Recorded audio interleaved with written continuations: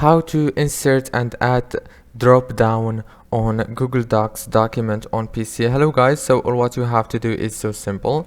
Just follow with me. We have this Google document, and now let's say that you want to add a drop down. Just choose the place that you want to add it in. I'm gonna choose here. Now click here on insert, click on drop down and choose the project statue. I'm gonna choose blocked completed, and here you go, it's here. And thank you so much for watching this video until the end. See you later, and thank you so much.